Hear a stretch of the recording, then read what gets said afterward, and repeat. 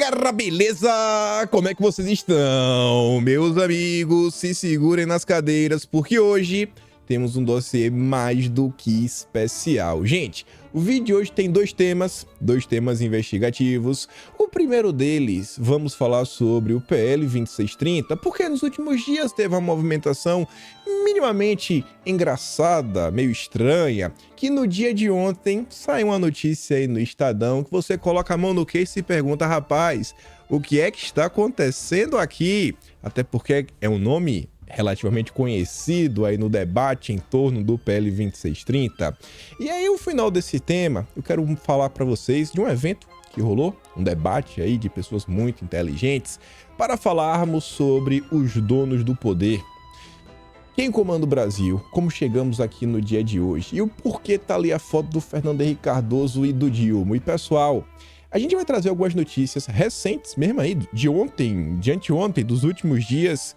E a gente vai conectar, vai fazer uma pequena retrospectiva histórica, porque ontem eu tava conversando com um amigo meu, e aí conversa vai, conversa vem, ele me falou uma coisa, eu falei, eu não acredito. Ele falou, não é verdade, eu falei, não acredito. Tive que dar um Google, dei um Google, eu falei, meu Deus do céu, é por isso que querem regulamentar o Google. Como você pode encontrar uma notícia como essa?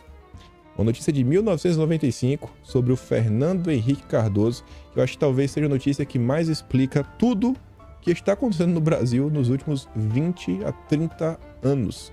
E aí eu quero trazer mais algumas informações e no final do vídeo você vai botar a mão na cabeça e falar, rapaz, esse menino, se ele não tivesse trazendo essas notícias aí da grande imprensa, eu ia falar que ele é maluco. Mas vamos começar, vamos por partes. Estava eu, né, olhando Folha de São Paulo, naquela minha rotina diária, e aí você se depara com a nota, que eu sou o PL 2630, só que tem uma pitadinha a mais. Nota foi escrita pela Patrícia Campos Melo. Não é uma orelha seca. Não é aquela jornalista que só comenta, sabe? Vai enchendo linguiça, não. É aquelas matérias mais encorpadas. Uma pessoa de nome, de respeito, de envergadura nesse debate sobre regulamentação das redes, fake news, né? Falou muito a turma da direita no passado, participou da CPM das fake news. Ela que falou aquela história do disparos em massa, que eu nem sei como foi que terminou, mas eu acho que não terminou do jeito que ele esperava. E a Patrícia Campos Melo solta essa nota. Olha a manchete. Olha a manchete. OAB propõe órgão regulador para plataformas de internet. Com exclusividade. Exclusividade. OAB. Não está falando assim, ó, é secretaria, comissão, não. OAB. Você lê, que você entende, de forma bem clara, a instituição OAB está defendendo, está propondo um órgão regulador. Aí você fala, rapaz, agora até a OAB tá nessa. Vamos por partes. A OAB, aí bora lá, a Ordem dos Advogados do Brasil, enviou neste sábado um ofício ao deputado Orlando Silva, do PCdoB, propondo a criação de um sistema regulatório para supervisionar a aplicação das novas regulações de internet previstas no PL 2630. A proposta da Comissão Especial de Direito Digital do Conselho Federal da OAB, agora já aumentou. Agora não é mais OAB, agora já deu uma delimitada. É a Comissão Especial de Direito Digital do Conselho Federal da OAB. Obtida pela Folha. Obtida como? Achou no Google? Tava caminhando na rua, tropeçou e caiu em cima? Eita, olha o que eu achei. Como assim obteve pela Folha? Alguém mandou, né? Óbvio. Óbvio. No mínimo, ouviu falar. Ouvi falar, foi lá, mas ouviu falar por onde? São aquelas perguntas que a própria pergunta já é engraçada. Mas vamos continuar. Prevê um sistema tripartite para implementar a lei. Um Conselho de Políticas Digitais, um CPD, fiscalizaria o cumprimento da legislação por meio de análise dos relatórios de risco sistêmico e transparência publicados periodicamente pelas plataformas, nos quais as empresas irão detalhar como tentaram mitigar e agiram em relação a conteúdos ilegais. O CPD, a partir disso, poderia aplicar multas sobre as plataformas. Ou seja, vá, trabalhe aí. Trabalhe. Agora faça um relatório, um tempo depois. Aí vamos ver teu relatório. Aí, rapaz, eu acho que tu não trabalhou bem o suficiente. Tome punição. Será que as empresas vão querer punir para valer, para, né? Que ninguém quer ser multado. Ninguém quer sentir no bolso. Então é melhor pesar a mão um pouquinho e garantir que o grande CPD, esse Conselho Tripartite, não vai pegar no pé das empresas. Tá entendendo a maldade, né? O conselho seria composto por membros indicados pelo Executivo, Legislativo, Judiciário, ó, agrada a todo mundo. Representante da Anatel, agrada a todo mundo. CAD também, a ANPD e a OAB. Tive uma ideia, enquanto o conselho da OAB, vamos fazer aqui um conselho, todo mundo vai indicar, a gente também. Ó, é esperto, né? Para você conseguir emplacar o seu, todo mundo indica. Vamos continuar. Uma entidade de autorregulação composta por representantes das próprias plataformas ficaria encarregada da moderação de conteúdo, ajudando a decidir que postagens potencialmente ferem a lei e devem ser removidas.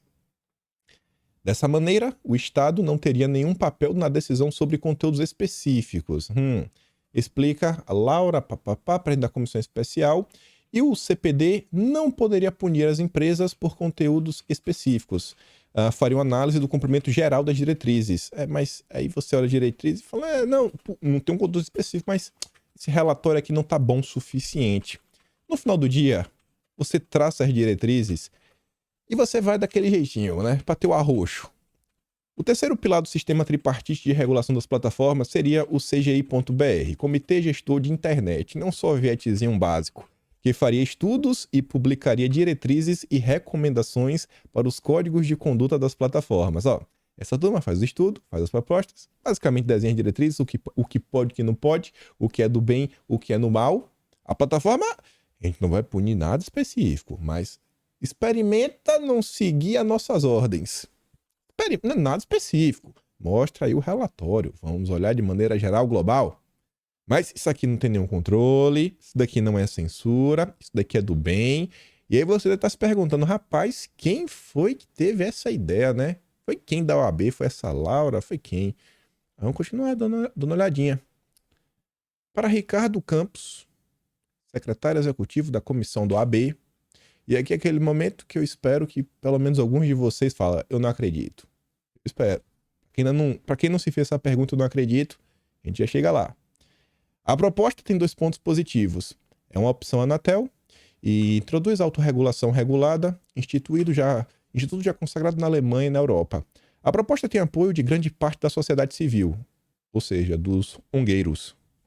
O sistema de regulação prevê que o CPD também determinará quando deve ser acionado o chamado Protocolo de Segurança sobre as Plataformas. Basicamente aí, né, uma GLO da internet, período de 30 dias em que, diante da constatação de algum perigo iminente ou negligência da plataforma, ela passa a poder ser responsabilizada na justiça caso deixe de remover algum conteúdo legal sobre determinado tema depois de ser notificada. O Conselho também poderia requerer, periodicamente, auditoria externa. Não vamos chamar aqui uma empresa externa? Passar um pente fino, ver se está do nosso jeitinho.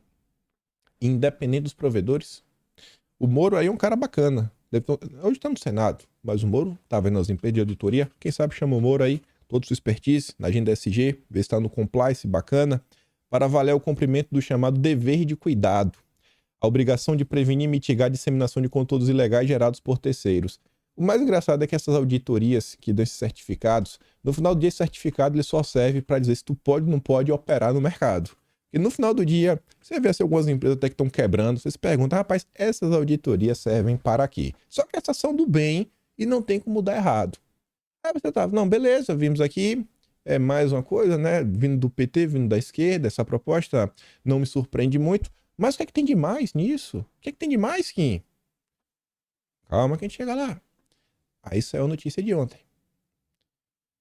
O presidente da OAB desautoriza a sugestão de criar órgão de controle para plataformas digitais. Eu falei, mas como assim? Mas a Patrícia Campos Melo, ela não faz fake news? Então, tem alguém mentindo. Não é a Patrícia Campos Melo. Claro, obteve. Ela obteve, a Folha obteve. Tem alguém de esperteza aqui no meio do processo. Aí tá ali, ó, o presidente da OAB, o Beto Simonetti, negou que a proposta de criação de um sistema de fiscalização de plataformas digitais para o PL 2630, feita por um colegiado da entidade, seja a posição oficial do órgão. Não é até o momento. Diz que vai ter um plenário no OAB para debater, avaliar o tema e aí, quem sabe, tomar posição. Teve alguém que passou na frente. E a matéria do Estadão fala e dá mais uma vez voz para o Ricardo Campos. Você ainda não sabe quem é o Ricardo Campos? Vai saber agora, vai relembrar. Olha aqui o Ricardo Campos. Falamos dele no final de abril. Foi um vídeo que, inclusive, acho que virou dossiê. Que eu falei, gente, eu me deparei na rede social, tava lá passando e veio o Eduardo Cunha na minha timeline, trazendo uma postagem extremamente interessante. Era uma entrevista que saiu no Globo, onde o Eduardo Cunha falava, essa é a entrevista ao Globo, do verdadeiro responsável pelo texto do PL 2630, supostamente o PL das fake news. O relator apenas verbaliza o texto. E aí tá a nota. Entrevista PL das fake news inova ao regular WhatsApp e Telegram, diz pesquisador Ricardo Campos. Aquele é pesquisador. O outro ali já é do OAB. Mas ele é tudo. Ele é professor, ele é advogado e mora na Alemanha. Mas tá no OAB, rapaz, é um negócio assim sensacional. Mas aqui não obteve, né? Aqui realmente foi entrevista direta. Inclusive conta que ele conheceu Orlando Silva, né? Viraram parceiro, brother, chapa. Não, na verdade, eu vi ele explicando como ele conheceu o Orlando Silva num vídeo que quem compartilhou foi o Leonardo Coutinho no Twitter. E essa notícia aqui teve um pedaço dela. Eu acho que foi uma das poucas pessoas que leu. Aí eu postei ela no Twitter, deu uma viralizada. Teve até alguns veículos de imprensa depois que pegaram o texto e divulgaram pra falar: ó, esse é um dos caras. Porque ele conta, não, que ele conheceu o Orlando Silva, ajudou na construção do texto, de alguns parâmetros, de algumas ideias, né? Para trazer algumas inovações, pontos extremamente positivos desse processo, né? Da regulação europeia.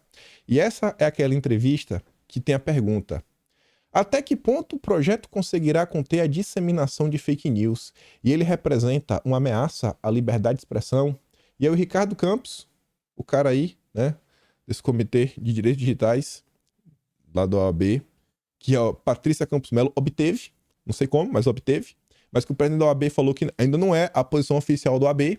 Ele falava assim: sobre a liberdade de expressão, somente em estados ditatoriais e especialmente para os ditadores, a liberdade de expressão é limitada.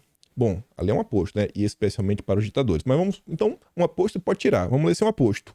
Somente em estados ditatoriais, a liberdade de expressão é ilimitada. Se quer liberdade, peça a ditadura. Rapaz, sensacional. Em estados democráticos modernos, ela deve ser sempre acomodada junto com diversos outros interesses. Você percebe como tá? Sensacional. É editorial da Globo, é entrevista, falando que liberdade são ditadura. A gente tá vivendo uma democracia. Democracia não tem liberdade, tem daquele jeito. Atrelada a outros direitos. Aí a galera vai, usa aqueles carimbo, né? Autoridade, ó, cientista, pesquisador, especialista, doutorado, ó, Alemanha, Europa, inovações, o que há de melhor. Não, a OAB está promovendo isso. Você percebe como são as coisas? Esse é o debate que pode. Esse é o debate que o Orlando Silva aprova. O malvado é o Telegram, é o Twitter, é a Google. E para quem ainda não... Quer dizer, para quem não sabe, quem não lembra, vamos relembrar. O Ricardo, ele ainda é um profissional extremamente qualificado, porque realmente um Zé Ruela não faz parte disso daqui. O cara tem que estudar realmente, aqui não tô sendo irônico nem nada. Você tem que ser bom no que você faz. A esquerda, ela sabe trabalhar. Ela tem profissionais qualificados. Você pode discordar, você falar, pô, eu discordo de tudo que vocês defendem, o seu arcabouço de ideias, etc. Mas a galera trabalha. Lançamento do Núcleo de Infraestrutura do Brasil imperdível. Vamos debater os principais temas regulatórios do país com empresas, reguladores e acadêmicos. O IREE, um think tank aí da esquerda, lá do Valfrido Vardi. O mesmo Valfrido que assinou aquela ação lá do PSOL, PCdoB, etc., da questão aí das empreiteiras. Que tá também com o problema do Renato Azevedo. É o mesmo Valfrido Vardi. Financiou a campanha do Kim Kataguiri um tempo atrás, né? Deu uma doaçãozinha. Foi com bolsa pra Cuba. MBL, ó, parceiro. Uma honra entrar para o time de sócios de uma das principais bancas de advocacia da América Latina. Além dos meus campos de atuação, desenvolverei o European Desk do Vardi Advogados. Ah, o Moro foi trabalhar para o Valfrido Vardi assim que ele saiu do governo Bolsonaro. No vídeo que o Leonardo Coutinho compartilha do Ricardo Campos explicando como ele conheceu o Orlando Silva, Ele tá na live junto com o, acho que é Silvio Almeida, o ministro aí de Direitos Humanos do governo Lula, que também é do IRE. A Folha obteve, o AB, né, o conselho, não, vamos ver, quem sabe dia 22 vai ser a posição oficial do órgão. Esse é o debate bacana. Esse aqui também, ó. Esse aqui é o melhor de todos. Google falta seminário e relator do PL das fake news cobra que Big Tech participe de debates. Que seminário foi esse? Deve ser um negócio lá na Câmara, né? Convidado aí, porque é deputado, né? O Orlando. Na verdade, o Orlando é um semideputado, porque ele é suplente. Se o Luiz Marinho, que é aquele entrou no lugar, né, falar, não quero ser mais ministro, o Orlando nem mais deputado é. Aí vamos ter um PL que não tem relator. Quem vai ser o relator novo? Vai ser o Luiz Marinho, o ministro do Trabalho? Porque o Orlando Silva, ele é um meio deputado. Ele é meio, né? Ele não é de verdade.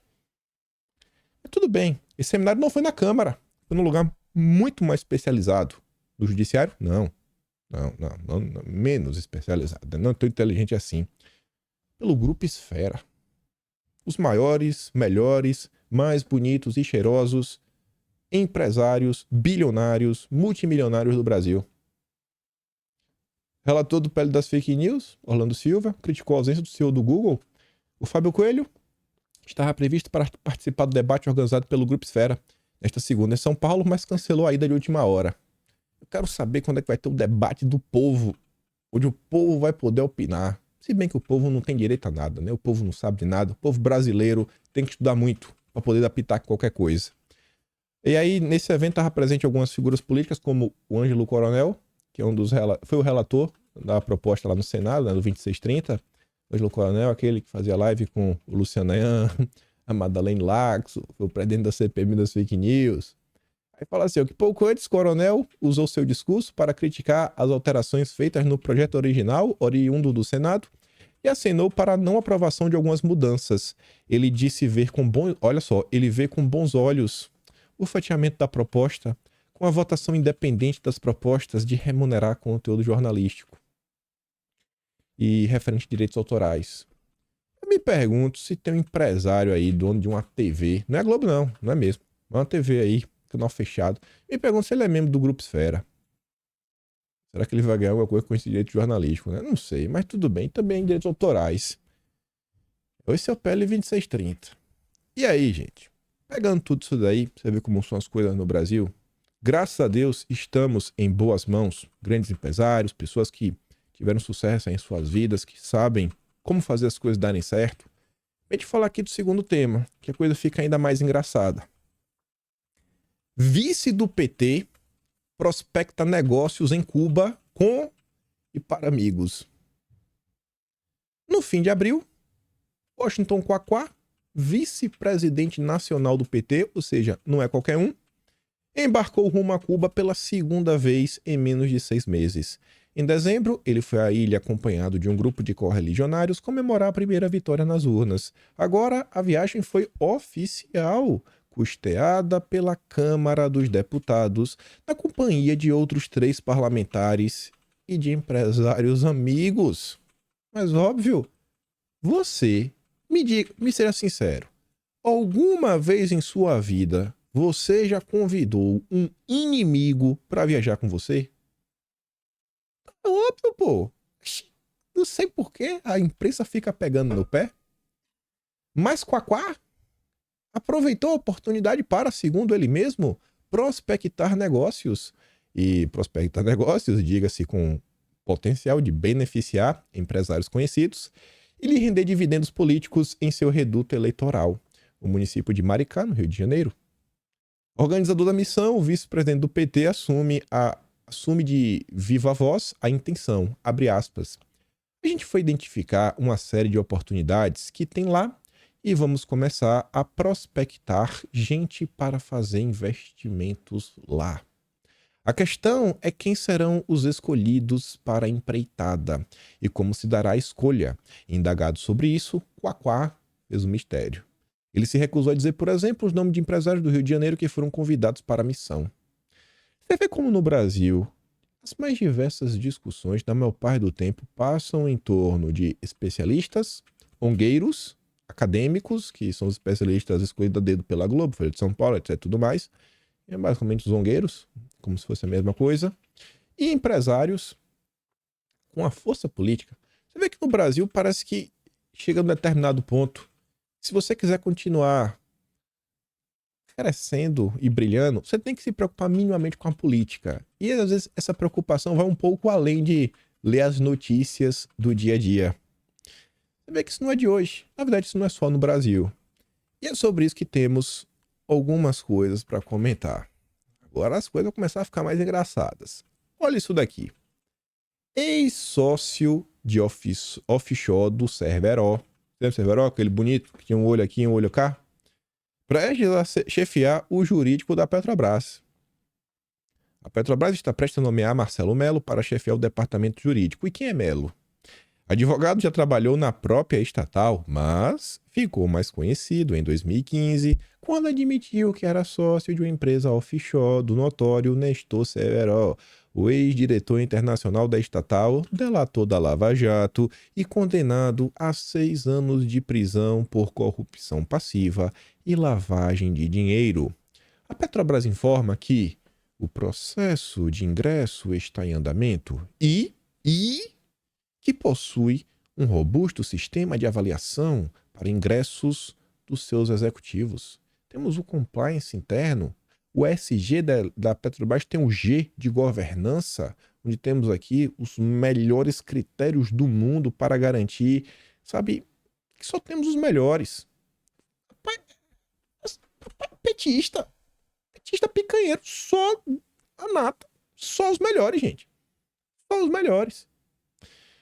Precisamos de muito SG na vida. Aí, que eu já puxei esse link aí não à toa. Olha essa. Por que não falamos sobre o G do SG? Governança forte pode ajudar a gerenciar riscos relacionados a questões ambientais e sociais, né? Também eles botam aí a questão de corrupção, etc e tudo mais. O Renato faz um comentário. Acho que a gente vai até voltar nele mais à frente algumas vezes. O G de governança só não funciona quando o assunto é calote. Vide o caso das Americanas, que era bem SG. Bem SG. Serviu pra quê? Quantas empresas têm um selinho SG? Estão dando prejuízo? Tem quebradeira? Descobre algum escândalo? Serve de que esse selo? Quem disse que esse selo serve? Quem certificou o certificador? E em que momento, no Brasil, pelo menos, quando você olhar a questão da Bolsa de Valores, a B3, se chegou a um conceito e falar, não, pô, isso aí que é bacana. Não, esse negócio aí de SG é bacana, as empresas quiserem agora, né, entrar na B3, a gente vai botar aqui uma regra aqui pro conselho, que vai ter que ter isso aqui, um grupo de minoria, etc. Você não vai poder ter acesso ao B3. Você não vai ter acesso ao mercado de capitais se você não seguir as regras do SG. Mas a regra do SG, ela garante mesmo a qualidade de alguma coisa? Na cabeça dele, sim. Vamos dar uma olhada? Crise da Light. Sabe que empresa é essa Light? Um dos donos é o Beto Sucupira. Sabe o que é o Beto Sucupira? Um dos sócios do Lema. É o Lema, Sucupira e o Teles. Após as Americanas, rapaz, eu acho que o Lema ele tem que escolher melhor suas amizades. Parece que o problema é o Sucupira, porque o Sucupira tá com problema na Americanas e tá com problema na Light. Crise da Light afeta 33 mil investidores e fundos com 3 milhões de cotistas, diz o gestor. Sócio da Bicap, assessoria que representa grupo de debenturistas, alega que investidores contavam com proibição legal à recuperação judicial quando compraram os papéis. E aí, pessoal? Olha só que interessante. A Light era do Estado, né? Aí foi privatizada, etc. tudo mais. Como é que esse processo foi feito? Será que faltou governança? Será que faltou compliance? Faltou regulamentação? E a Light? Por que a Light não deu certo? Faltou autorregulamentação? Faltou compliance? Faltou governança? E o mercado financeiro? E a Bolsa de Valores, né?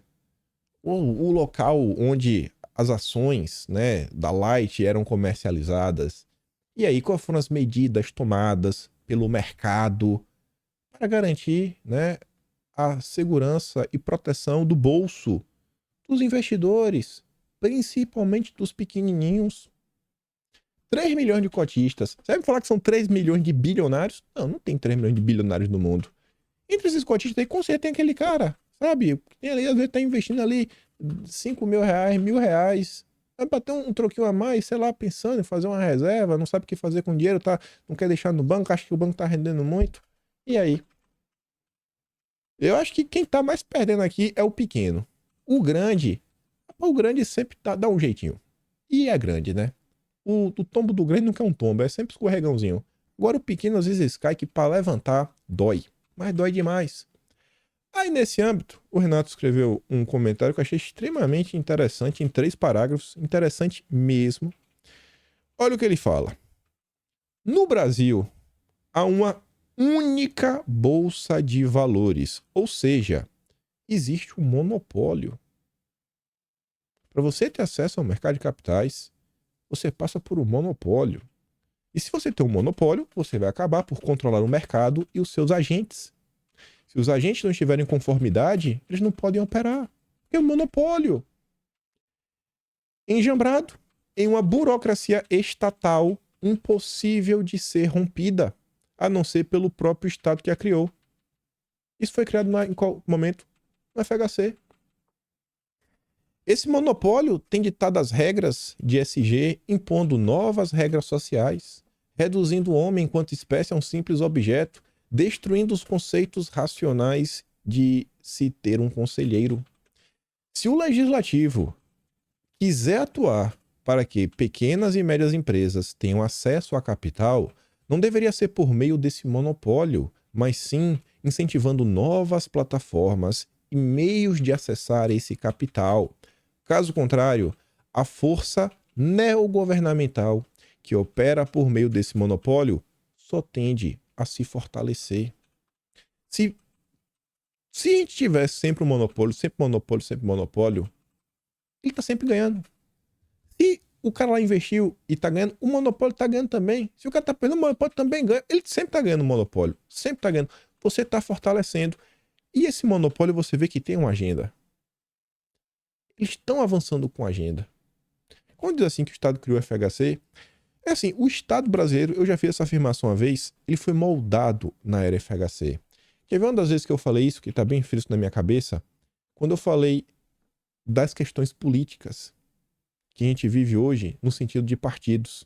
Eu falava que vivíamos uma caciquização da política brasileira, onde os políticos perdiam poderes para os caciques, que mesmo você não tendo mandato, mas você sendo um cacique, você acabava por mandar e mandar demais. E por quê?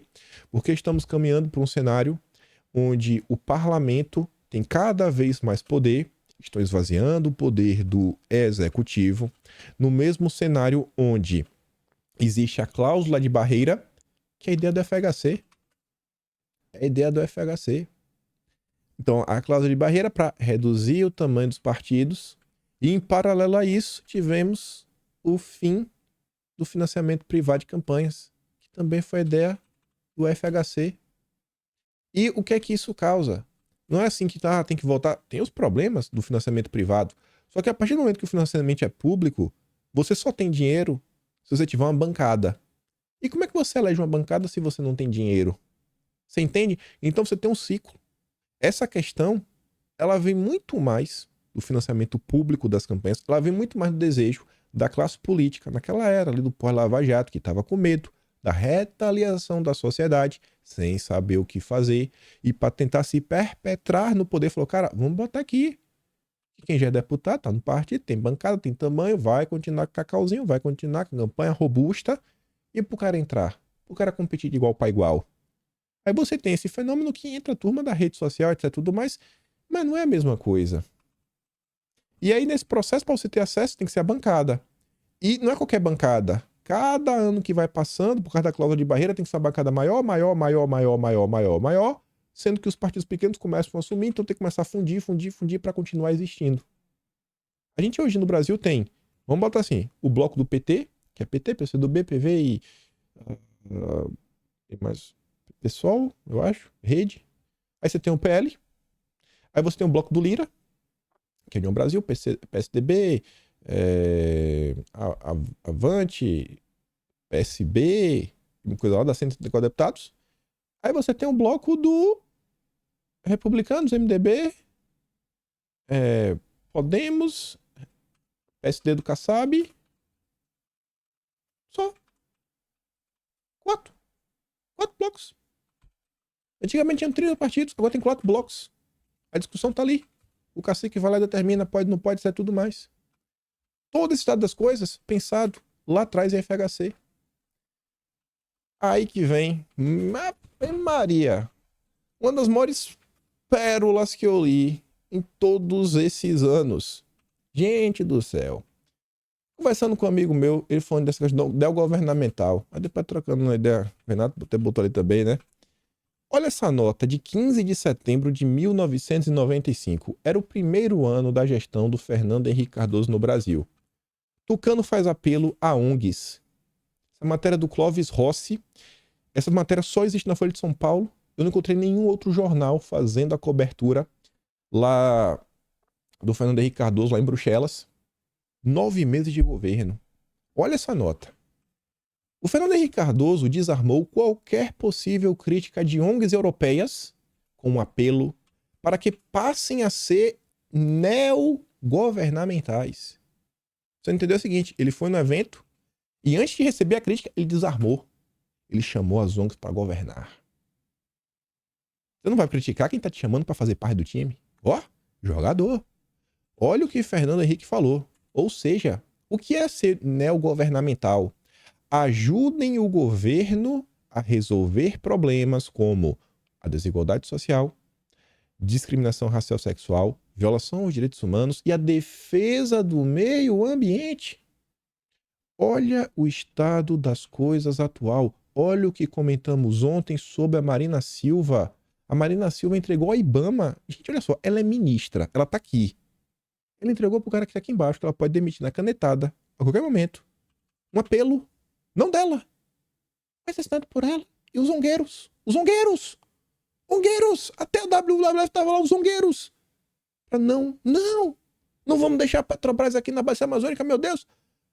Mas nessa região, lá na Guiana Francesa, na Guiana, Suriname, eles não estão perfurando. Não importa, mas no Brasil não. Os zongueiros não querem. Não é o governamental. Os outros começaram a governar junto. As políticas, né, contra a possibilidade de cidadão se defender. Rapaz, a Instituto Saúde da Paz, Igarapé, lá de Lona Zabó falou que é do mal. Não, as pessoas não podem ter. Olha a questão da PL 2630, olha a quantidade de coisas que não pode. Não. Não pode. Não pode. Ou a sociedade se organiza ou será impossível reverter tudo isso, disse o presidente. A expressão neogovernamental, como jogo de palavras com não governamental, pertence ao sociólogo espanhol Manuel Castells, amigo de FHC e por ele citado. Com certeza um socialista. Mesmo sem um apelo, mesmo sem as ONGs falarem nada, nem pedir, por favor, nem você FHC, né, nos ajude. Mesmo se ela pedir nada, o FHC radeu de mão beijada, ó, ele desarmou as ONGs, porque os temas que elas selecionaram para discutir com o FHC foram respondidos na linha proposta pelas próprias ONGs. Antes mesmo das ONGs fazerem sugestões, o FHC deu tudo de mão beijada. Olha o que ele disse. Primeiro, a cooperação do mundo desenvolvido para a preservação ambiental, em especial da Amazônia. O Dilma foi lá. Charles, me dê, pai. Me dê um dinheiro aí pra Amazônia. Ô, me dê um dinheirinho aí. Eu tô triste. Não, cadê meu dinheiro? Olha aí. É a mesma coisa. FHC concordou que é uma responsabilidade compartilhada. A Amazônia é nossa. John Kerry curtiu, viu? E o Dilma também. O mesmo papo atual. E criticou o G7, grupo dos países mais ricos que alocou cerca de 1,5 bilhão em 91 para evitar a depredação amazônica. É peanuts, né? É troco de bala.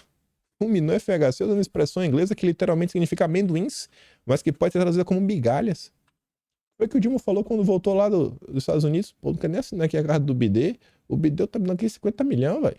Ô, BD, me dá aí, vai. Me dê um dinheirinho aí com a mortandela no shopping. 2.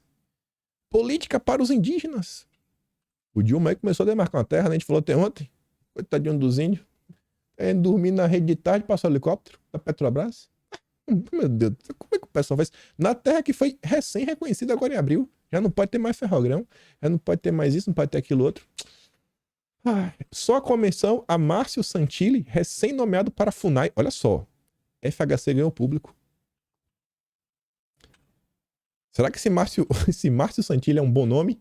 Só de citar, o Zongueiro bateu palma. Rapaz, esse é um Zongueiro. Ó, Santilli é ligado à ONG Aliança Europeia com Povos Indígenas.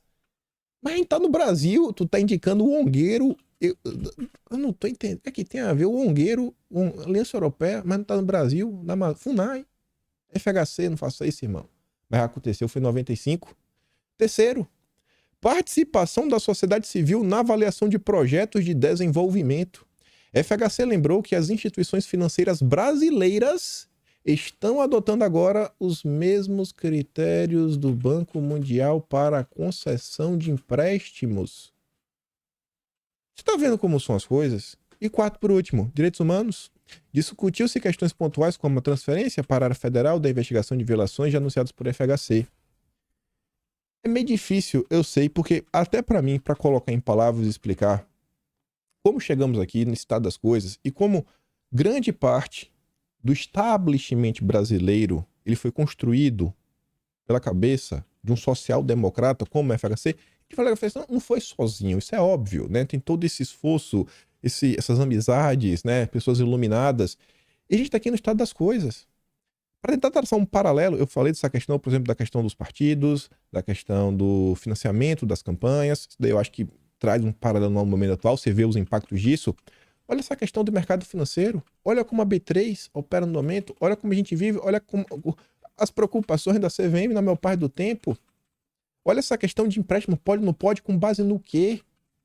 E hoje em dia você está vendo, é o governo discutindo, não, olha só, vamos botar aqui energia renovável do Minha Casa Minha Vida. E qual o projeto de nação? Esse era o projeto de nação da FHC. A FHC talvez seja o último cara que teve realmente. O PT também teve. Só que o projeto de PT não era de parte de nação, né? Era um projeto de poder.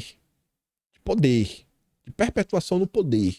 O FHC não. Ele estava além do PT. Ele tinha um projeto de nação que acho que não era o Brasil que os brasileiros queriam morar. Talvez não fosse nem do Brasil, né? Era um país, sei lá, uma internacionalização do nosso país, das nossas riquezas. Olha a quantidade de coisa que foi dada a preço de banana. E na boa foi dada a preço de banana. Eu acho que era o tema que a esquerda e a direita sempre concordaram, sei lá, a questão da Vale do Rio Doce. Pensa em todos esses órgãos regulatórios que foram criados, nesses marcos, telecomunicações, etc. Ao longo do tempo, está se discutindo a Anatel para cuidar do PL 2630. Vamos trazer isso daí para tentar ilustrar isso aí também. Pensa o seguinte, avança aí o PL 2630. Eu acho que vocês têm uma noção do que vai ser a internet. Daqui a 10 anos, 15 anos, um PL 2630. Acho que ainda vai ser pior do que a gente imagina. Imagina o cara que nasceu 5 anos atrás. Imagina quando ele tiver daqui com 20 anos, daqui a 15 anos, quando ele tiver com 20 anos. Será que ele vai lembrar como era o mundo antes da internet? Será que ele vai conseguir lembrar desse marco, o antes e depois do Dilma? O que o Dilma, com toda essa turma, essa aliança, fez por esse estado das coisas? Imagina, você cria esse conselho, cria isso, aquilo outro, até tudo mais. Às vezes a gente tá vendo assim vários problemas, mas a big picture, o quebra-cabeça, com todas as peças, é essa galera que sabe. O Dilma não tem inteligência para isso, mas a galera que tá ao redor sabe. E são as mesmas figuras, entrando, saindo, são as mesmas figuras. O estado das coisas. Aí, recebi uma recomendação de texto, é de um periódico, né, uma revista, não sei como definir, um site, é bem ligado, né, ao liberalismo americano, né, Partido Democrata, né, os progressistas, os globalistas, que é a The Atlantic, falando sobre o novo consenso de Washington, uma expressão que eu acho que vocês já escutaram, e fala que tanto o Trump quanto o Biden se posicionaram como nacionalistas econômicos, abandonando conscientemente os preceitos da velha ordem. Aí ele fala assim, essa matéria você tem que ler e ir traduzindo ela, tentando pegar assim uns pedaços, né, que isso aqui com certeza também é uma espécie de think tank, matéria bem panfletária. O conselheiro de Segurança Nacional, Jake Sullivan, fez um discurso na Brookings Institution que, historicamente, seria material de primeira página, mas foi mal registrado no mundo além do lockdown. Assim, para ter atenção urgente, break news, e ninguém comentou. Ninguém. que ele falou? Ele argumentou que a agenda do BD canalizava um conjunto de ideias que Sullivan chamou de novo consenso de Washington. Havia um pouco de descaramento em seu uso nesse termo. No Brasil, se você parar para ver, a esquerda acusava o Fernando Henrique Cardoso de ter assinado o consenso de Washington. O que é isso, né? Explicação bem rápida. O consenso de Washington foi uma frase que entrou em circulação no final da década de 80, descrevendo a emergente fé bipartidária na globalização. Bipartidária, né? Tucanos, os petistas, republicanos, os democratas, mas ainda tem uma certa direita, né? Bem que os republicanos dos Estados Unidos, uma grande parte do tempo, você vê assim alguns nomes, é bem parecido com o PSDB no Brasil. Bem parecido. Conservador mesmo, não sei quando foi o último lá nos Estados Unidos. Acho que talvez seja o Reagan, que tanto falam, né? Lá na década de 80. Então, faz sentido. E é o que ele diz também, na desregulamentação e na sabedoria dos mercados. E você fala, pô, mas então a gente estava vendo na era da desregulamentação, então agora, sei lá, então não tinha um Estado, agora tem? Não, não é isso. Aí que você tem que entender. Quando tá falando, ó, lá atrás no conceito do Washington, era desregulamentação na sabedoria dos mercados, falava, não, deixa aí que o mercado regula. O mercado regula. Só que é o mercado. São esses grandes grupos, esses grandes conglomerados, tipo a BlackRock da vida, tu fala aí, a Vanguard, State Street. Vamos deixar que a agenda ESG avança, vamos deixar que o Fórum Econômico, né, avança. Vamos seguir dessa forma. Eles acharam que dessa forma dava para vencer o jogo, né? No globalismo, né? Globalização é a mesma coisa. Essa integração mundial, né? Montagem de blocos supranacionais, multilaterais, ONU, OMS, etc, tudo mais. Era o consenso. Ali estava a solução do planeta para a turminha de esquerda, né? Esquerda internacional progressista, os wokes. Ou como assim, adequada para um eletriunfalismo otimista. Mas essa série está acabando. Ou como disse Sullivan, as últimas décadas revelaram rachaduras nessas fundações. O que Sullivan defendeu no discurso foi algo como a antítese desse velho paradigma. Ele disse que uma interdependência global cada vez maior não é mais desejável. Uma razão é que os comunas, lá no Oriente, que participam do capitalismo global sem jogar de acordo com suas regras. É o que a gente disse.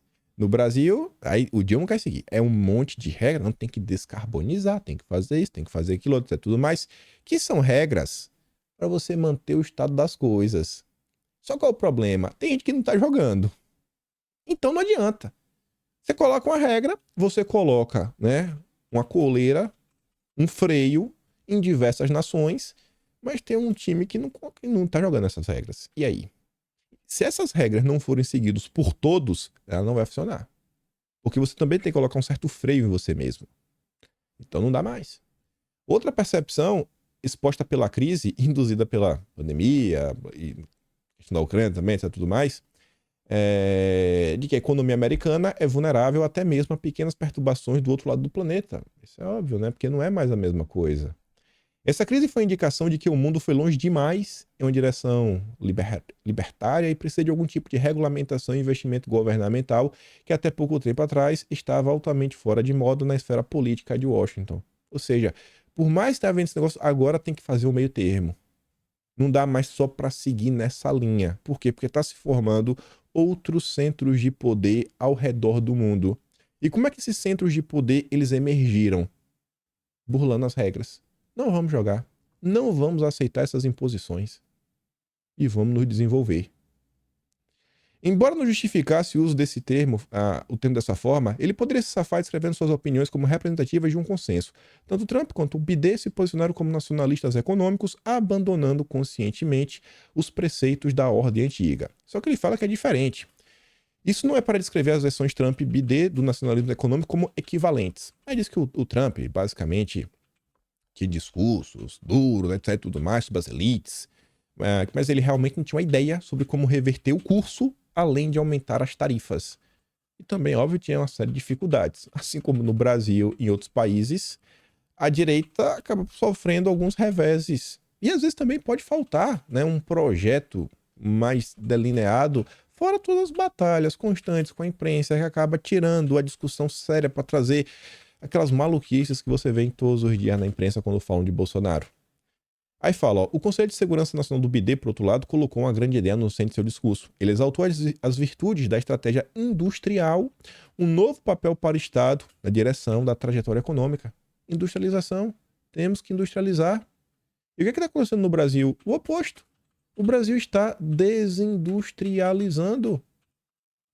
O Brasil tinha tudo para avançar, o Brasil tem energia, o Brasil não passa por uma crise energética, e indústrias são centros, né, que necessitam de energia enorme, mas não tem por que não pode, meu Deus, a Marina falou que não pode, gente. Pelo menos não petróleo. E não na bacia do Amazonas. A estratégia industrial parte da premissa de que o interesse nacional exige que certas indústrias floresçam internamente. Os Estados Unidos não podem confiar, digamos, em semicondutores produzidos em Taiwan, quando os comunas podem invadir aquela ilha e cortar abruptamente o acesso aos chips que controlam todos os carros, laptops, sistema de armas. Para fortalecer esses setores essenciais da economia, a estratégia industrial usa o investimento público, na forma de créditos fiscais e subsídios, para estimular as empresas a produzir bens de que o público precisa. Então, tem algumas coisas que são, sabe, assim, essenciais, algum tipo de indústria. O Brasil parou, as montadoras brasileiras várias pararam porque faltavam semicondutores. Só para dar um exemplo. O discurso de Sullivan não foi apenas uma lista de desejos políticos, mas uma declaração de valores, uma rejeição da ideia de que eficiência é o objetivo mais importante da política econômica. Nem todo crescimento é um bom crescimento, argumentou ele. Se deixar as cadeias de suprimentos dos Estados Unidos vulneráveis a adversários estrangeiros e impedir as perspectivas do trabalhador americano. Ele não está falando que não precisa crescer. Tem que crescer. Mas nem todo crescimento é bom. Tá crescendo como? Não, o PIB cresceu. Não, é importante o PIB crescer. Mas como? Tá crescendo de uma forma bacana, às vezes vale a pena crescer o PIB de um pouco menos, mas você... Por quê? Porque você tá fazendo um crescimento assim que é mirando o médio, né, curto, médio, longo prazo. Ao invés de você pegar ali, você explorar o lítio, pegar o lítio bruto, começar a vender. Não, peraí, vamos ganhar um dinheiro aqui, mas vamos investir aqui, vamos montar aqui uma empresa de refino, vamos refinar, fazer o lítio concentrado. Quem sabe depois já vamos montar aqui, né, um parque industrial, fazer umas baterias, etc, tudo mais. E aí o PIB vai crescendo, porque você tem um gasto também, vai crescendo. E aí, explode daqui a pouco. O objetivo da estratégia industrial é um padrão de crescimento mais seguro e equitativo que atenda melhor ao interesse nacional. Não ficar refém. O que é que os comunas, o que é que está passando é o recado para eles, os comunas, que a gente tanto fala. Por que os comunas estão passando esse recado?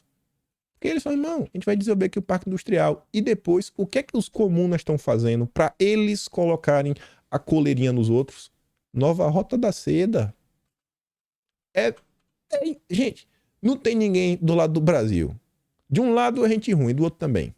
Isso tem que estar claro. Não tem nenhum bonzinho e vilão. É tudo vilão. O Brasil tem que se posicionar pensando no Brasil.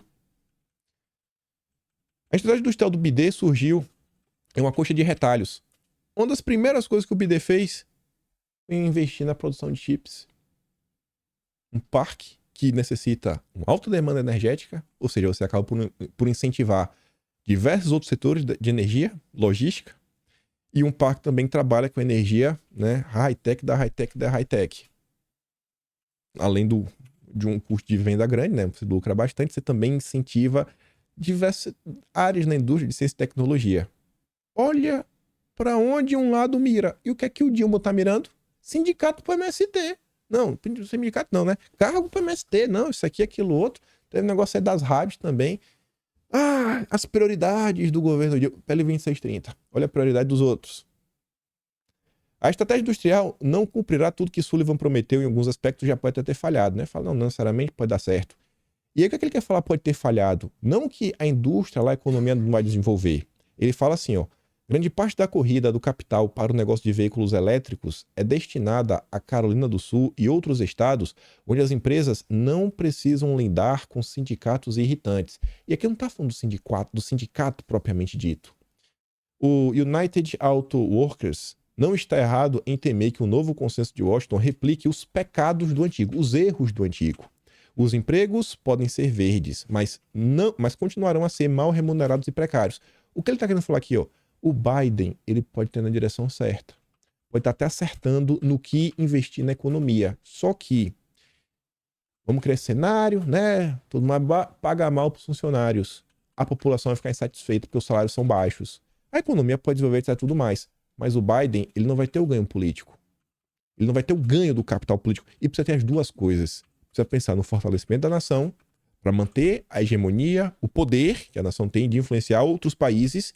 E você tem que continuar no poder, né? O país tem que ter poder e você tem que continuar no poder. Tem que ser as duas coisas. É isso que ele quer falar, que talvez ele possa ter falhado. Tem que pensar em tudo, de forma mais ampla. Quaisquer que sejam as deficiências da política, a mudança conceitual é real e significativa. E ele termina falando que a administração do Biden está fazendo nada menos que rejeitar a ortodoxia econômica dos últimos 50 anos e propor uma nova teoria do capitalismo. Balela, você está falando, está rompendo com tudo e vai focar, tem que começar agora a focar em ganhar dinheiro, desenvolver, não dá mais para continuar do jeito que está e o mercado não conseguiu colocar freios em outros países que estão gerando problemas. Se eles tivessem conseguido colocar os freios, a coisa não estava desse jeito. A mudança é exatamente porque outros países estão se desenvolvendo. E aí vamos voltar mais uma vez para 1995, mesmo período. Também lá em Bruxelas, o que é que está se discutindo no Brasil hoje? Aquele acordo com a União Europeia, onde eles querem colocar ainda mais, não são sanções, mas regras para os brasileiros poderem fazer comércio, mais restrições, isso, aquilo, outro, papapá, pipipi. Mercosul e Europa acertam a formação de superbloco. Olha onde começou. Na era FHC. Primeiro ano. Interessante, né? Vamos continuar que tem coisa mais interessante. Ainda naquele vídeo sobre a Marfa Verde, que a gente comentou no vídeo ontem, meu amigo me mandou mais umas fotos do vídeo. Eu falei, rapaz, que interessante como as coisas são. Determinado momento do livro, fala assim: o tema central do congresso, esse congresso aqui, se não me engano, foi em 87. Foi em 87 esse congresso. Foi proposta a criação de um Banco Mundial de Conservação, o Banco Mundial, apresentado por Michael Sweetman, que havia deixado temporariamente as atividades bancárias e estava desenvolvendo no Projeto Internacional de Financiamento e Conservação, ICFP, do World Resources Institute, já então uma das principais ONGs integrantes do Estado-Maior do Movimento Ambientalista Internacional. A lista de financiadores desse banco aí, né, desse projeto aí, esse Banco Mundial de Conservação, proporciona um oportuno raio-x da extensão dos interesses engajados na promoção do movimento ambientalista. Aí estava lá o PNUD, outro grupo, PNUMA, que ambos são da ONU, Canadian International Development Agency, o CIDA, Fundação MacArthur, a Pew Foundation, olha esse, Agência dos Estados Unidos para o Desenvolvimento Internacional, a USAID. Eu li tudo isso só por causa dessa agência. Sabe quem é essa agência? Você vê que nos dias de hoje, olha só, lá atrás, a turma estava se juntando para fazer aqui um banco de conservação, né? Começar a ditar algumas regras do mercado financeiro. Começou lá atrás. Olha o ESG hoje, né, sendo aplicado na veia, em diversos setores. Um dos exemplos aí bem claros de aplicação do ESG no ramo ambiental. O banco francês, BNP Paribas, ou Paribas, ele não financia mais terras no Brasil, na região norte, não, na região do Cerrado, se antes não sei se é 1º de janeiro ou é de 31 de dezembro de 2020, ou ano de 2020, já não fossem fazendas. Se desse período não já for uma fazenda, não vai financiar. Você fala, pô, mas eu vou preservar o que o Código Florestal do meu país, do Brasil, diz que eu tenho que preservar, os 40%, sei lá. Tá, mas eu não vou te dar dinheiro. Não vou te dar. Mas voltando aqui para o USAID, isso aqui foi uma postagem de um perfil de esquerda, essa Gringa Brasília. A gente comentou em vídeo. Isso aqui vai estar no Atlas de abril. Aí, por sinal, o Atlas de março já está disponível no site, aquela versão bonitona lá de março. Eu até cheguei aqui para o site no celular não tava tão bonito. Tava faltando alguns links lá só tava dando para acessar no computador. Agora tá tudo bonitinho. Kimpaim.com.br. Mas vejam só. A USAID, essa daqui, que desde 87 já tá aí, né? De brincadeira. Financia curso da WWF, os Zongueiros, para a formação de lideranças indígenas no Brasil. E aí, a mesma WWF, que está recebendo o dinheiro da USAID, está fazendo parcerias com o governo do Brasil para gerenciar territórios indígenas. As coisas não nasceram hoje. Lá pra frente do livro. Olha que engraçado. Teve lá nessa reunião, né? Conclave. 2.000 delegados. Um monte de gente bacana. Dentre eles, tinha um cara que era considerado o guru espiritual do Charles. Que era o herdeiro na época, né? Agora é o rei. Qual a preocupação do Charles? Dilma, como é que tá a Amazônia, Dilma? Toma aqui 500 milhões. Acho que o Charles quer tomar conta da Amazônia? Nesse evento também estava um cara chamado James Baker. Na época, era secretário do Tesouro Americano. Olha que interessante. Grava esse nome do James Baker. Só um segundo. Só grava um pouquinho. A despeito da pronta reação de setores nacionalistas brasileiros, notadamente as Forças Armadas, o governo do Sarney não foi capaz de resistir às pressões internacionais de maneira categórica, vendo-se na contingência de fazer várias concessões ao lobby ambientalista. Uma das concessões que o Sarney fez foi criar o IBAMA. Não existia IBAMA. Antes tinha, né, a SEMA e o Instituto Brasileiro de Desenvolvimento Florestal, o IBDF, não tinha IBAMA. Olha o posicionamento do IBAMA. Ao mesmo tempo, foi criada no Itamaraty uma divisão de assuntos humanos e ambientais. Outra concessão de maior alcance foi a apresentação da candidatura brasileira para sediar a reunião das Nações Unidas, que deveria marcar os 20 anos da Conferência de Estocolmo em 92. A Rio 92. A Rio 92. Gente, calma, chega lá. A gente vai voltar no segundo parágrafo, mas vamos ver aqui primeiro. Tá falando da pressão do Sarney. É meu amigo que mandou essas fotos. Me mandou um site. Site de uma revista que ainda existe. Executive Intelligence Review. Acho que isso aqui devia ser aquelas revistas que o Enéas lia. Você lembra do Enéas que foi lá no Rádio uma vez e falou: "Oh, Jorge Soros." Revista, tá lá, online disponível. Volume 16, número 10, 3 de março de 1989. Olha a data. Falamos daquele James Baker que estava aqui, Príncipe Charles, né? Sarney tomando pressão, tomando calorzinho. Sarney, meu filho, não aguentou, criou o IBAMA. Nessa revista, nesse volume, nessa edição, tinha essa nota. Geno, né? Um geno na natureza, todo mundo geno, para fazer umas troquinhas. O que está acontecendo? Matéria fala do Brasil. Essa matéria foi uma senhorita chamada Silvia Palácios. 3 de março de 89. Quero mostrar alguns parágrafos. Em uma reunião recente em Manilha, o presidente do Banco Mundial, o Conable, afirmou: a pobreza e o excesso de população não são problemas exclusivos das Filipinas. Também existe no México, Brasil, Índia, Quênia. E onde quer que estejam presentes, eles têm uma influência direta e impacto destrutivo na natureza. Ó, uma população grande, então, na natureza. O ser humano é composto de carbono, temos que descarbonizar. Já entendeu, né? O ser humano é o problema para o mundo.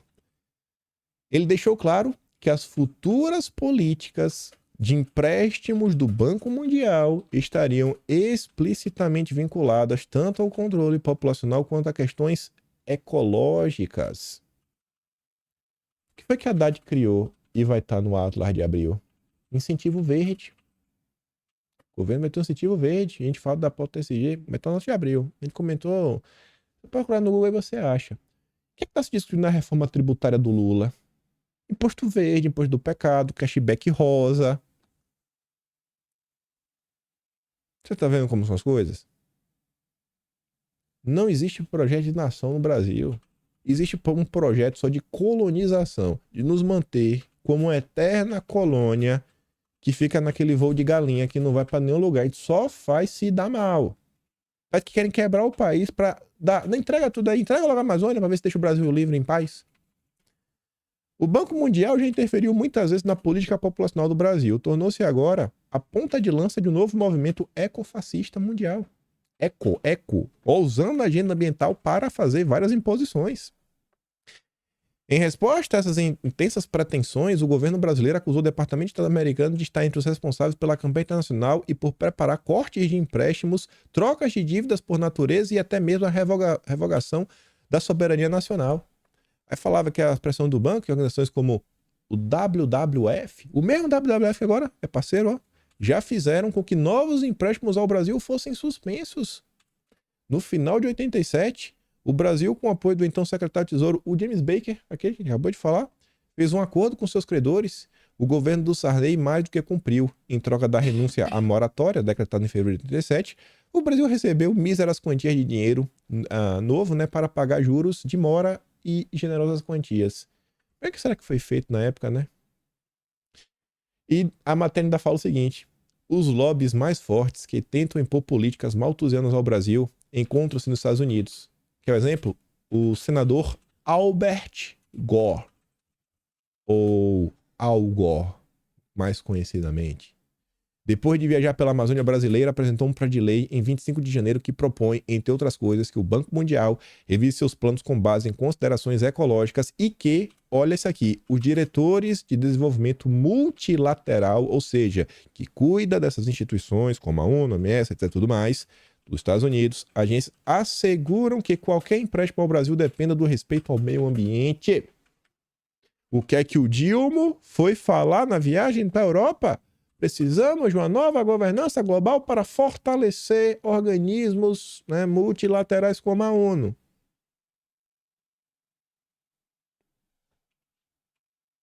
Al Gore. Marina Silva, Al Gore, foi uma alegria encontrar meu amigo e reafirmar nossa parceria de longa data por um mundo mais justo e sustentável. Pessoal, essa nota aqui, ela é de 1989. 89, tá disponível. Você botar lá no Google, você acha. Você tá entendendo? Essa galera tá no poder agora. É o tempo todo. Olha o que está sendo proposto. Olha o que a Marina Silva está defendendo. Isso aqui foi lá em Davos. Aí voltando. Aquele segundo parágrafo da parte do Sarney que não aguentou a pressão. Não aguentou a pressão e ainda cedeu pro Rio 92. Em seu livro, Elaine Dewar descreve a entrevista com Ricardo Carvalho, primeiro chefe da divisão ambiental do Itamaraty, na qual ele explica as razões pela mudança de atitude do governo brasileiro. A explicação revela tanto o tradicional pragmatismo da diplomacia brasileira como a ilusória percepção que orientava sua conduta naquele momento crucial. Esse cara na época falou o seguinte, ó. Ele confirmou que o governo brasileiro havia mudado recentemente as suas visões sobre as ONGs. Ele disse que elas, as ONGs, tinham um papel a desempenhar em levar os problemas à atenção do governo. A crise ambiental levantada pelas ONGs podia não ter qualquer relação com a realidade, mas, não obstante, ela havia criado momentos difíceis para o Brasil no Banco Mundial. O Brasil não havia conseguido novos empréstimos nos últimos 3 ou 4 anos. O Brasil também havia participado de vários encontros globais sobre a depressão do ozônio, o aquecimento global, assim por diante. Era importante que o Brasil tivesse alguma influência nessas conferências, porque ele vivia das suas exportações, e essas resoluções em conjunto poderiam ter profundos impactos nos negócios brasileiros, colocar sanções que agora você tem a due diligence lá dos europeus, que se diz matado não pode comprar no prefeito do Brasil, e não pode, é do mal, carne não, óleo de palma não. Após a criação do Protocolo de Montreal, o Brasil havia sido recomendado a modificar sua indústria de refrigeração, o que iria requerer muito dinheiro que nós não temos. O que é que estão tentando fazer no Brasil hoje? Descarbonização. Marina Silva falando de não tem que mudar aqui, né? Transição energética. Custo é a mesma agenda. A mesma. Estamos sofrendo na mão das mesmas pessoas. Na Conferência sobre o Meio Ambiente e Desenvolvimento da ONU, a se realizar no Rio em 92, as necessidades dos países em desenvolvimento seriam levadas em consideração. Se a segurança do planeta estava em jogo, transferências de tecnologia não podem ser feitas sobre uma base comercial, disse ele. Aí a nota também fala, nesse livro, que em fevereiro de 90, o Collor, ele foi viajar, etc, tudo mais. Meu Deus do céu, né? E aí, na véspera do Collor, na Inglaterra, o príncipe Charles fez agressivas declarações públicas qualificando a situação da Amazônia de um pavoroso modelo de gênio coletivo. Será que foi o príncipe Charles que mandou a Globo chamar Bolsonaro de gênio? Olha, desde quando? Gente, então, aconteceu lá atrás, gente, tá acontecendo de novo, a mesma coisa, e os mesmos atores, e a população sempre sofrendo. Precisamos de um projeto de nação. Olha a preocupação do Biden agora, o novo conselho de Washington, ok, não, tem que pensar em desenvolver o Brasil, porque agora, os Estados Unidos, porque agora tem uma ameaça. Não conseguimos mais controlar todo mundo. Tem que continuar desenvolvendo a nação. E o Brasil não. É só de joelho, né? É o quê? É ordem e a gente segue. É ordem e a gente segue. Não tem agenda nenhuma. Nenhuma. A agenda do Brasil é não ter agenda. A agenda do Brasil é chicote na população. Aí, veja só. Você que já tá aqui 1h05. Olha essa notícia que saiu na CNN. Na verdade, são duas. E ainda tem que lembrar mais umas coisinhas. Lembra lá da fase do Renato, né? Que ele falou assim, pô, o G no Brasil do SG parece que não funciona muito bem quando é caso de falências americanas, etc e tudo mais. Conheço o Clube Laguna, SAF, o primeiro time de futebol vegano do Brasil. Os sócios contrataram a consultoria especializada no universo ESG e que ajudou a elaborar o Estatuto do Grupo. O Laguna é signatário do Pacto Global das Nações Unidas. Vocês sabem o quanto futebol é amado no Brasil, né? Quanto o futebol consegue influenciar. Mas esse impacto cultural ao longo do tempo. Para quem entende o conceito, né? Você pode discordar das nomenclaturas, mas o Olavo de Carvalho falava, por exemplo, de uma revolução cultural gramsciana, né? Vamos fazer revolução cultural? Mais ou menos.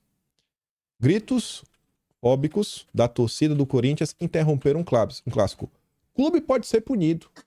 Eu acho que ninguém é a favor de ofensa. Eu acho que nenhum de vocês é a favor de ofensa. Mas como é que é assim? Como é que o clube vai ser punido? É meio assim. Gente, como é que um clube pode ter controle diante de toda a torcida? O que é que o clube vai ter que acabar fazendo? Um super cadastro, você vai ter que ter CPF, isso, aquilo, outro, aí vai ser um custo mais caro, o preço do ingresso vai aumentar, capaz de, daqui a pouco é capaz de falir, mas se falir tem alguém para comprar. Imagina o que querem fazer na internet, que também querem responsabilizar as plataformas pelo que os usuários fazem. Não é bem similar com isso daqui? Tudo no futebol. Olha quais as discussões no passado que tínhamos no futebol. Que era o melhor, que era o pior, melhores dribles, melhores jogos. Olha o que vem sendo discutido hoje, olha o que tá virando notícia. Não que isso daqui é... Não, ninguém concorda com esse tipo de coisa. Mas vamos continuar. Chegando aqui no fim do vídeo, ainda tinha mais coisas. No episódio 881, hoje estamos no 1298, quase 1300. Diariamente estamos aqui sem descanso. Dossiê SG. Levou tempo. Um dia a gente vai falar de SG. Foi esse episódio. Falou assim, não, vamos falar um dossiê sobre isso. Tinha mais de um ano que falávamos sobre SG de notícias passadas. Vai acontecer a mesma coisa sobre criarmos um Pride Nação. Em algum momento vai começar a ter um Pride Nação. Um Pride Brasil. Nesse dossiê, botei uma imagem de fundo, né? Botei assim as imagens dos temas que a gente comentou em vídeo. Esse dossiê tinha, deixa eu ver, 1, 2, 3, 4, 5, 6 temas. Moro e Dória, Moro, Bolsonaro, SG, o mundo ali e o futebol. Futebol. A gente acabou de falar do futebol. Nesse vídeo, eu peguei as imagens que eu trouxe. Eu falava lá do Moro na Europa, isso foi 23 de março de 2022, falava lá do Moro na Europa, etc, tudo mais. Ó, esse Moro aí tá demais, viu? Né? Falaram de Marçal, tá aí, né? Compliance, candidato à presidência. O que o Moro quer fazer? Na mesma época que o Moro discutia isso, Álvares e Marçal, ele trabalhava, não sei se ainda estava naquele momento, XP Álvares e Marçal avaliam a Liga Brasileira em 10 bilhões. E Marçal, ela é cuidar do compliance do clube. Falava lá, ó, não, a gente vai estruturar aqui o projeto, etc, tudo mais, pela proposta da Liga para estrear uma consultoria esportiva para a transição do modelo de gestão do Brasil. Álvares e Marçal auxiliaria na estruturação de um sistema de compliance e governança. Aí nesse vídeo eu trouxe isso aqui também, ó. Como fica a proposta da La Liga nos clubes para a reestruturação do brasileiro? E aí falava assim, ó, que Tebas explicou como funciona o modelo de gestão da La Liga. Entre outras coisas, ele destacou a governança e a necessidade de compliance para verificar onde o dinheiro está sendo investido. Aí você pergunta, pô, mas... Legoto, a questão não é apenas evitar dívidas e manter os custos do futebol dentro do orçamento, mas também canalizar o dinheiro que será investido. Ou seja, parte do dinheiro arrecadado pela Liga teria que ir para pagar investimentos em gramados, infraestrutura, quitar dívidas, dinheiro para marketing. O clube que não seguisse seria punido, do mesmo jeito que o Corinthians está sendo punido. Aí chega... outubro colorido, setembro isso, aquilo eu tô fazendo campanha. E aí, através do sistema de regrinhas, de controle, etc, tudo mais, regulamentação, você começa a avançar com agendas. Você pode até avançar com a agenda woke através do esporte. Eles já fazem isso através da cultura, através das novelas, através dos filmes. E você está vendo que cada vez mais vem gerando um cerco. Para você ter acesso ao mercado de capitais, seja na B3, agora questões ligadas ao futebol, os bancos. Onde a gente vai parar? Qual o país em que nós queremos viver? Qual o projeto de nação para esse Brasil? Esse Brasil que foi construído aí principalmente pelo FHC, né? Muita coisa.